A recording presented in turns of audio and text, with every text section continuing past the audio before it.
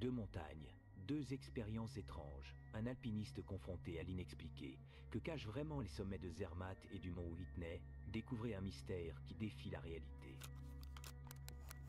L'alpinisme a toujours été bien plus qu'une passion pour moi. C'est une sorte d'appel. Gravir les sommets les plus exigeants me donne une sensation de vie indescriptible. J'ai escaladé des montagnes à travers le monde, toujours à la recherche de nouveaux défis. Mais il y a un événement qui a marqué ma vie. Quelque chose qui a laissé des traces dont je n'ai jamais réussi à me défaire, une expérience inexplicable qui me hante depuis 1994, lorsque j'ai escaladé le mont Whitney, en Californie, et ce que j'y ai vécu a réveillé en moi une peur profonde. Depuis cette nuit-là, je ne suis plus le même. Cependant, ce que je vais raconter maintenant s'est produit des années auparavant, en 1970, lors d'une autre ascension, cette fois dans les Alpes suisses, qui m'a fait remettre en question pour la première fois les limites de l'esprit humain. C'est étrange à dire, mais il semble que les deux expériences soient liées d'une manière que je ne comprends pas encore entièrement. En 1970, je n'avais que 20 ans, et avec quelques amis, nous sommes partis pour la Suisse, dans le but d'escalader le majestueux Zermatt, l'un des sommets les plus difficiles des Alpes.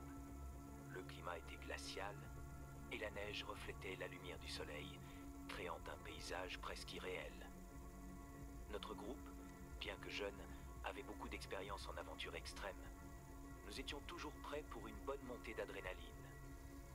Ce jour-là, le vent murmurait autour de nous comme si la montagne était vivante et observait chacun de nos mouvements. Mes sens étaient en alerte, mais il y avait quelque chose dans l'air qui semblait ne pas être à sa place. Un pressentiment dérangeant, comme si une présence invisible nous entourait, attendant le bon moment pour se manifester. Cette nuit-là, installé dans un campement à une altitude élevée, je me suis réveillé avec une étrange sensation, comme si quelqu'un m'observait. Je suis sorti de la tente et j'ai été frappé par une lumière intense dans le ciel. Une sphère argentée flottait juste au-dessus, se déplaçant lentement. Le bourdonnement qui l'accompagnait était presque hypnotique. J'ai essayé de réveiller mes amis, mais ils étaient plongés dans un sommeil profond, comme s'ils avaient été drogués. Je sentais une pression grandissante dans ma poitrine, et avant que je ne puisse réagir, tout devint noir. Lorsque je me suis réveillé, des heures s'étaient écoulées. J'étais allongé dans la neige, avec mon équipement éparpillé autour de moi. Des fragments de mémoire me hantaient. Une salle éclairée, des figures autour de moi, et des voix qui résonnaient dans mon esprit, comme si elles communiquaient directement avec moi, sans parler. Mais ce qui était le plus troublant est arrivé des années plus tard, en 1994. En 1994, j'ai décidé d'escalader le mont Whitney, en Californie. Après des années à essayer d'oublier l'incident à Zermatt, en croyant que tout n'était qu'une hallucination due à l'altitude, je m'étais forcé à aller de l'avant. Et escalader le Whitney semblait l'occasion parfaite de me prouver à moi-même que ce n'était qu'un délire. Cette nuit-là, au mont Whitney, j'étais seul au campement lorsque je fus réveillé par une lumière vive et éblouissante. Le son, le même bourdonnement, était de retour comme si quelque chose m'observait à nouveau. La même sensation d'être soulevé du sol m'envahit, et la dernière chose dont je me souviens, c'est d'avoir essayé de crier à l'aide, mais ma voix semblait ne pas sortir. Quand je me suis réveillé, j'étais à des kilomètres de mon campement initial, perdu au milieu de nulle part, sans aucune explication sur ce qui s'était passé. Les souvenirs étaient flous, mais la même salle éclairée apparut à nouveau en flash, tout comme ces silhouettes silencieuses, m'observant avec des yeux que je ne pouvais pas voir, mais dont je sentais la présence. Et c'est à ce moment-là que j'ai compris que ce qui s'était passé à Zermatt et au mont Whitney était lié d'une manière ou d'une autre. Dans les années qui suivirent, je me suis plongé dans des recherches sur des récits d'alpinistes ayant vécu des expériences similaires. C'est ainsi que j'ai découvert le nom de Klaus Fischer, un alpiniste allemand qui, en 1970, la même année que mon expérience dans les Alpes, avait rapporté avoir vu un vaisseau métallique et avoir été emmené dans une salle éclairée, exactement comme je l'avais décrit. Fischer a maintenu son histoire jusqu'à sa mort, et d'après les archives du village, Fischer disparut mystérieusement lors d'une expédition. Son corps ne fut jamais retrouvé. Mais la découverte la plus troublante est venue lorsque j'ai trouvé des récits d'autres alpinistes qui, comme moi, ont rapporté des rencontres inexplicables dans des montagnes à travers le monde. Beaucoup d'entre eux ne sont jamais revenus de leurs expéditions. Ce qui a commencé à me hanter, c'est l'idée que ces montagnes, ces lieux élevés et reculés, pourraient servir de point de connexion entre notre monde et quelque chose que nous ne comprenons pas encore. Aujourd'hui, à chaque fois que je mets les pieds sur une montagne, la même sensation d'être observé revient me hanter. Quelque chose me dit que ces expériences ne sont pas des coïncidences. Il y a quelque chose, ou quelqu'un, là-haut, qui nous observe, attendant le bon moment pour nous emmener à nouveau. Les montagnes, qui ont toujours été mon refuge, sont devenues le plus grand de mes mystères. Je ne sais pas vraiment ce qui s'est passé à Zermatt ou au mont Whitney. Tout ce que je sais, c'est que j'ai perdu quelque chose lors de ces 2 ascensions. Pas seulement du temps, mais une partie de moi-même, quelque chose que je ne retrouverai peut-être jamais. Et si vous êtes alpiniste, et que vous entendez un bourdonnement dans l'air, courez, car vous serez peut-être le prochain. Aimez-vous les mystères inexpliqués et les récits captivants des sommets? Abonnez-vous maintenant et activez la cloche pour ne rien manquer. Et restez jusqu'à la fin, car l'histoire suivante est encore plus troublante. Avez-vous déjà ressenti ce besoin de vous déconnecter du monde, de trouver la paix au milieu de la nature? Moi, je l'ai ressenti. Et c'est ce qui m'a conduit dans la vallée de Parvati, en Inde. La promesse de paysages époustouflants et d'une aventure exigeante sonnait comme l'évasion parfaite de la routine.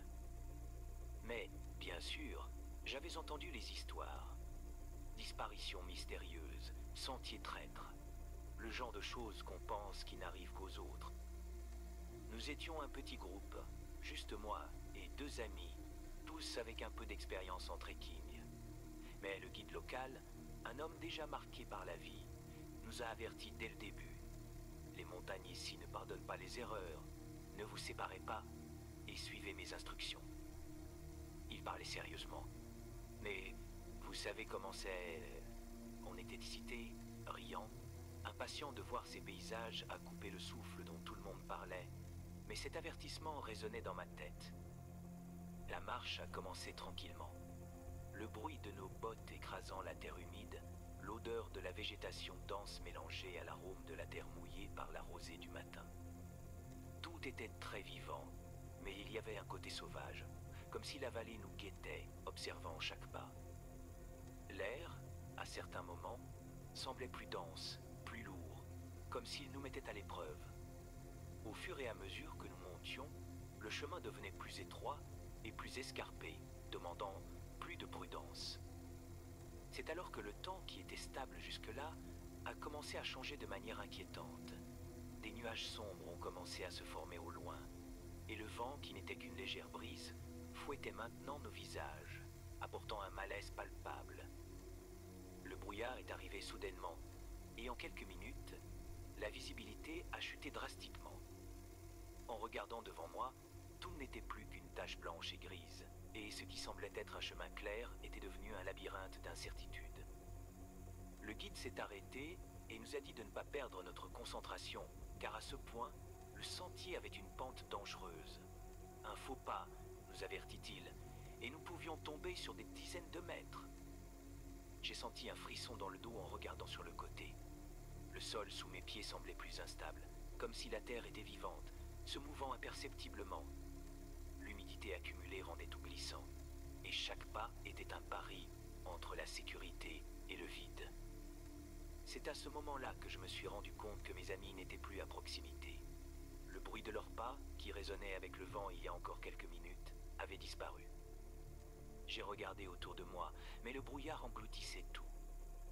J'ai crié, appelant leur nom, mais ma voix semblait se perdre dans ce vide, absorbée par le vent. Le guide, qui était plus loin devant, n'était plus visible non plus. La sensation d'être seul dans cette vallée traîtresse commençait à grandir. J'ai accéléré le pas, essayant de me concentrer sur le chemin, mais tout autour semblait vouloir me désorienter. C'est alors que j'ai entendu le premier craquement de terre. J'ai baissé les yeux et j'ai vu le sentier commencer à s'effriter en petits morceaux.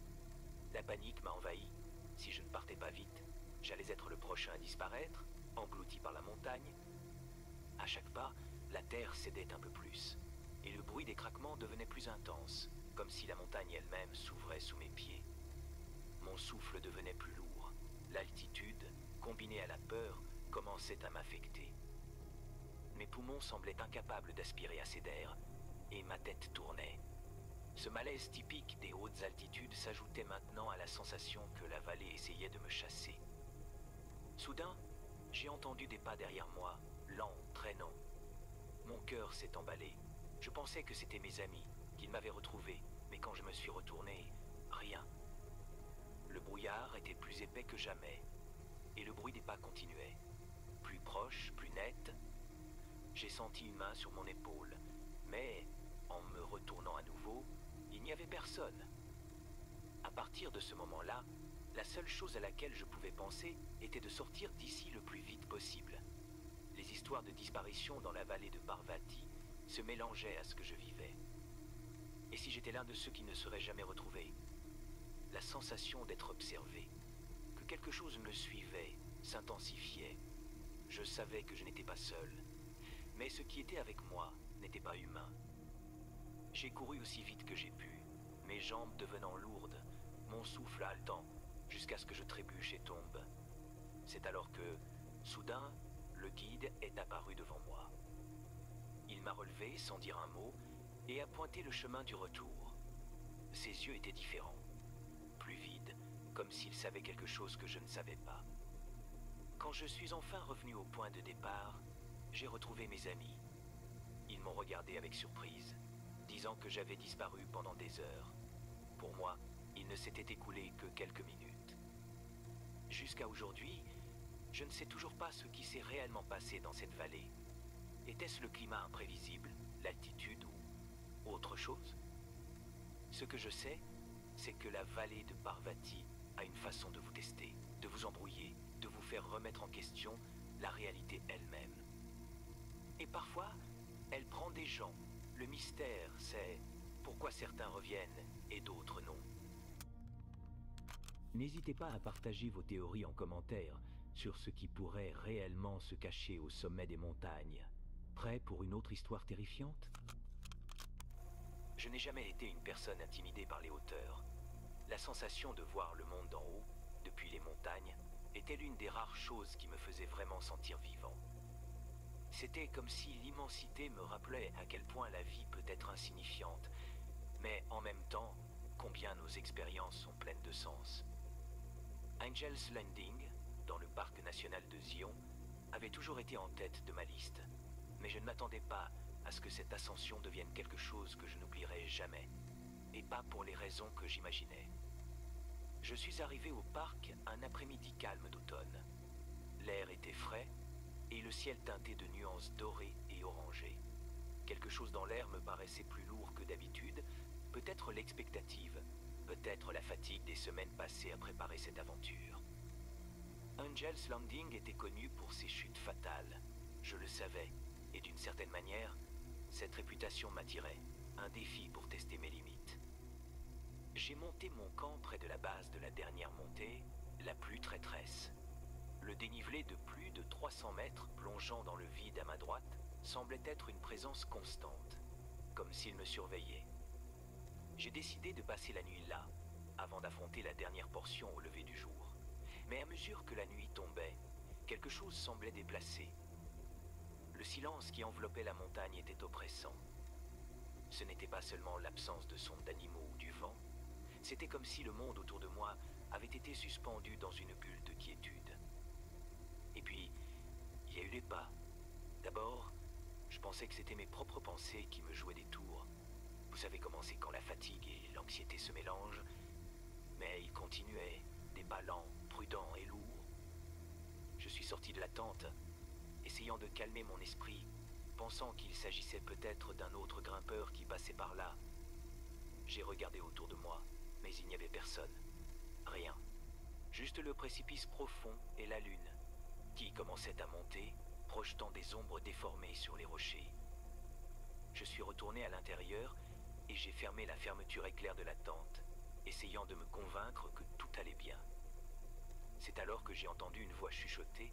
Elle semblait lointaine, comme portée par le vent, mais chaque mot que j'entendais devenait de plus en plus clair. Ne regarde pas en bas. Mon cœur s'est emballé. J'ai senti une sueur froide se former sur mon front, malgré l'air frais de la nuit. Qui diable pouvait être là, au milieu de la montagne? J'ai attrapé ma lampe de poche et je suis ressorti, mais le silence régnait à nouveau. Que se passait-il? Je suis revenu dans la tente, mais cette fois, j'étais sur mes gardes. J'étais assis là, complètement éveillé, jusqu'à ce que j'entende un son encore plus perturbant. C'était un cri, un son bref et aigu qui s'est perdu dans l'écho de la vallée. Au fond de moi, je savais que quelque chose de terrible était arrivé, mais en même temps, une partie de moi ne voulait pas y croire. Quand le soleil a enfin commencé à poindre à l'horizon, j'ai décidé de démonter mon camp et de gravir la dernière portion du sentier, malgré une sensation grandissante que quelque chose n'allait pas. Mon esprit était confus, et je ne pouvais pas m'empêcher de penser au son de la nuit précédente. À mesure que je montais, le sentier devenait plus étroit, et à chaque pas, j'avais l'impression que l'abîme me tirait vers lui. Soudain, j'ai ressenti cette même présence, une pression autour de moi presque suffocante. C'est alors que, au bord du précipice, je l'ai vu. Un homme, vêtu de vêtements usés et déchirés, se tenait là, dos à moi.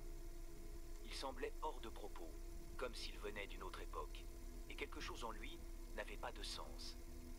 Sans réfléchir, j'ai crié. « Hey, ça va? Tu as besoin d'aide ?» Il s'est lentement retourné, et quand ses yeux ont croisé les miens, un frisson a parcouru mon corps. Ils étaient vides, sans expression, comme s'ils étaient prisonniers d'un cauchemar éternel. Il a fait un pas en avant, en direction du bord du précipice, mais il n'est pas tombé. Au lieu de cela, il semblait flotter pendant un moment, avant de disparaître complètement, comme de la fumée qui se dissipe dans l'air. Tout mon corps s'est figé, j'étais sous le choc.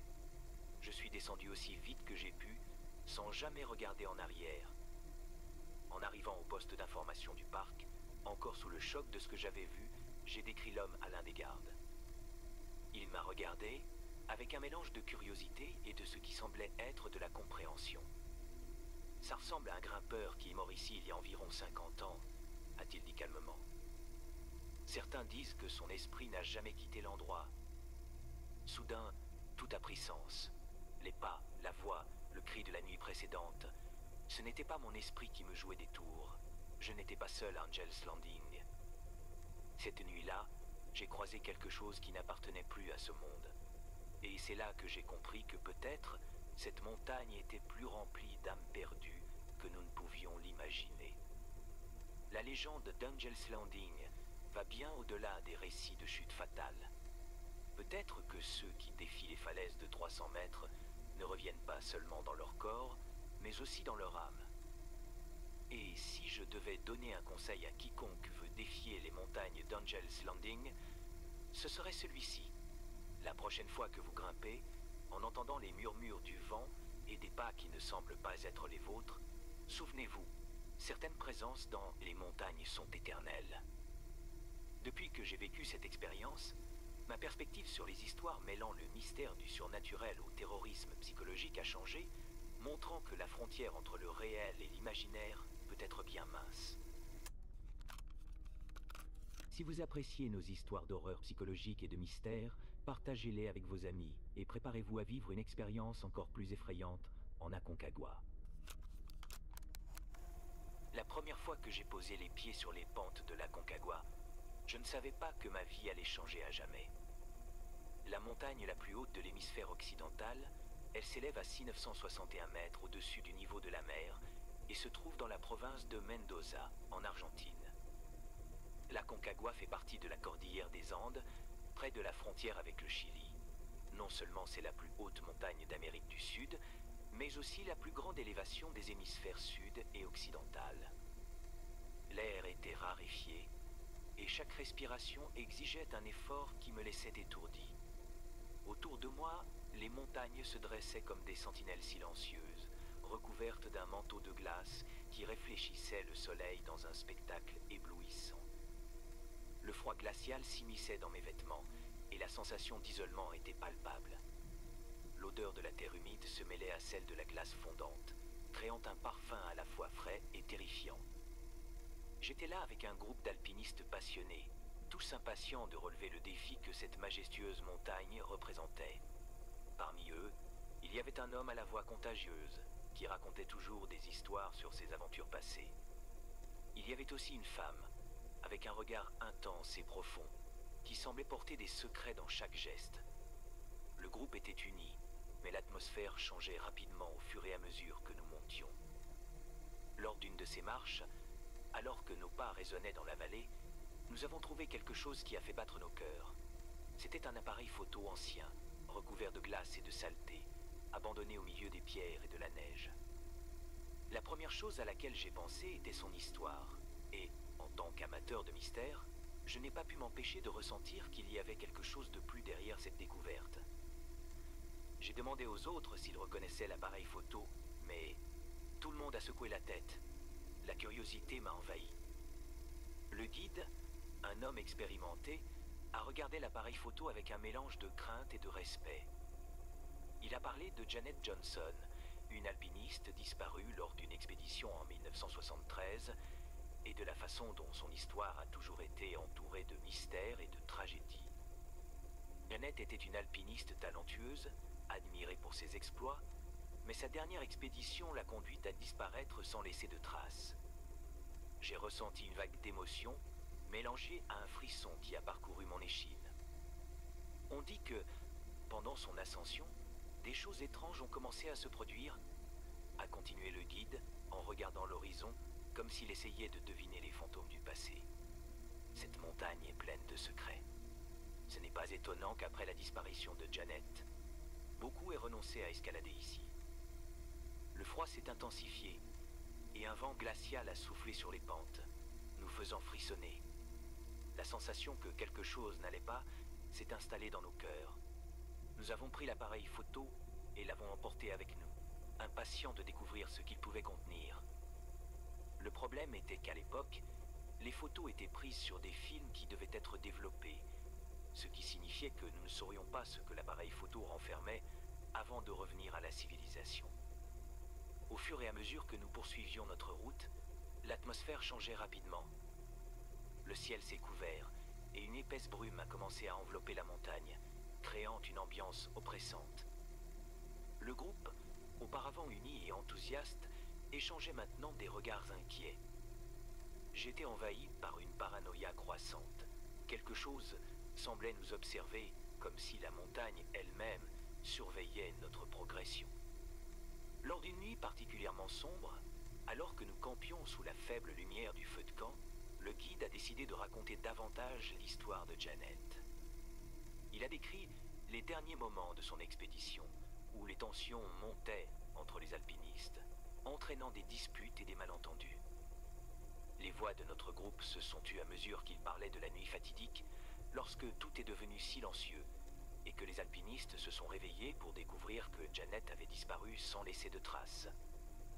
L'atmosphère au camp était lourde, et la tension était palpable. Quand nous sommes enfin revenus à la civilisation, nous nous sommes rendus dans un laboratoire pour développer le film de l'appareil photo. Ce moment était comme une scène de film d'horreur. Nous étions tous nerveux, mais l'excitation était indéniable. Lorsque les photos ont commencé à apparaître, l'enthousiasme s'est transformé en terreur. Les premières images montraient le paysage époustouflant de l'Aconcagua, mais, à mesure que nous avancions, les photos devenaient de plus en plus troublantes. Il y avait des images de visages déformés, des ombres qui semblaient bouger seules, et, sur une photo, j'ai vu une silhouette indistincte d'une femme aux cheveux en désordre et au regard désespéré. Mon cœur s'est arrêté en réalisant que cette femme ressemblait exactement à l'image de Janet que notre guide connaissait. Cependant, la vraie terreur est apparue lorsque nous avons révélé la dernière image.